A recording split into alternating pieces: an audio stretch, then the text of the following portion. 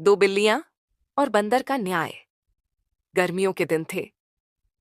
सूरज चमक रहा था और जंगल में हल्की हल्की हवा बह रही थी। पेड़ों की शाखाएं हिल रही थीं और पक्षी अपनी मीठी आवाज में गा रहे थे।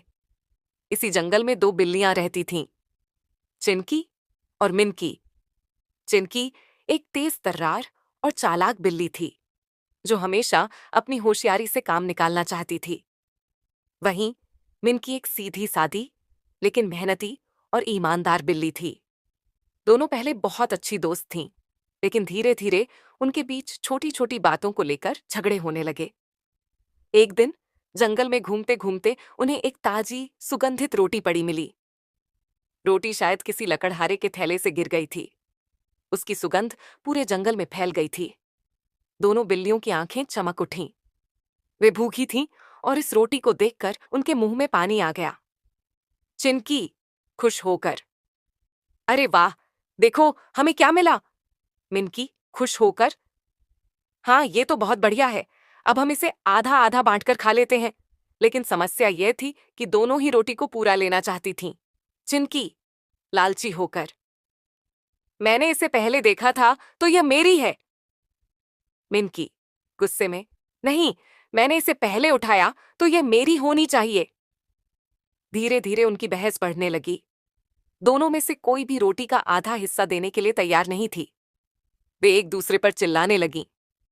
बहुत देर तक बहस करने के बाद उन्होंने सोचा कि किसी तीसरे जानवर से इस मामले में न्याय करवाया जाए। वे इधर उधर देखने लगीं कि कौन उनकी समस्या का हल निकाल सकता है। तभी उन्हें एक पेड़ पर बैठा एक चालाक बंदर दिखाई दिया। बंदर का नाम था जग्गू। जग्गू बंदर जंगल में अपनी चतुराई और चालाकी के लिए जाना जाता था। वह बहुत ही चालाक था और हमेशा दूसरों की समस्याओं से अपना फायदा उठाने की कोशिश करता था। बिल्लियां उसके पास गईं और पूरी कहानी सुनाई। चिनकी, बंदर भैया, हम दोनों को ये रोटी मिली है, लेकिन हम इसे बांट नहीं पा रहे। कृपया आप न्याय करें। मिनकी, हाँ, हमें बराबर हिस्सा चाहिए। आप हमारे लिए इसे ठीक से बांट दीजिए। बंदर ने बड़े ध्यान से पूरी बात सुनी और मुस्कुराया। उसे तुरंत समझ में आ गया कि यह अच्छा मौका है अपनी भूख मिटाने का। जग्गू चालाकी से, अरे वाह, ये तो बहुत अच्छी बात है कि तुम दोनों न्याय चाहती हो, लेकिन मैं इस रोटी को सही से बांटने के लिए एक उपाय अपनाऊंगा। उसने एक तराजू निकाला और रोटी को दो हिस्सों में तोड़ दिया, लेकिन जानबूझकर उसने एक टुकड़ा बड़ा और एक छोटा कर दिया। बंदर नकली दुख के साथ, अरे ये तो सही से नहीं बांटा। चलो मैं इसे ठीक कर देता हूं। उसने बड़े टुकड़े को उठाया और उसमें से थोड़ा सा खा लिया। अब दूसरा टुकड़ा बड़ा लगने लगा।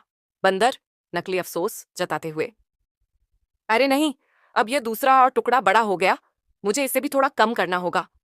फिर उसने दूसरे टुकड़े में से भी थोड़ा खा लिया। बंदर बार बार यही करता रहा। हर बार जब वह एक टुकड़े में से थोड़ा सा खाता तो दूसरा टुकड़ा बड़ा लगने लगता। धीरे धीरे उसने पूरी रोटी ही खा ली। बिल्लियां उसे हैरानी से देख रही थीं। चिनकी गुस्से में, अरे तुमने तो पूरी रोटी ही खा ली। मिनकी दुखी होकर, हम तुम्हारे पास न्याय मांगने आए थे, लेकिन तुमने तो हमें बेवकूफ बना दिया। बंदर हंसते हुए पेड़ पर चढ़ गया और बोला, सही न्याय वही होता है जिसमें न्याय करने वाला सबसे ज्यादा फायदा उठाए। अब बिल्लियों को अपनी गलती का एहसास हुआ। अगर वे आपस में ही रोटी बांट लेती तो उन्हें यह नुकसान नहीं उठाना पड़ता। चिनकी दुखी होकर, काश हमने पहले ही समझदारी से फैसला लिया होता। मिनकी सीख लेते हुए, अब हम कभी भी आपस में झगड़ा नहीं करेंगे, नहीं तो कोई तीसरा हमारा फायदा उठा लेगा। दोनों बिल्लियां निराश होकर वहां से चली गईं।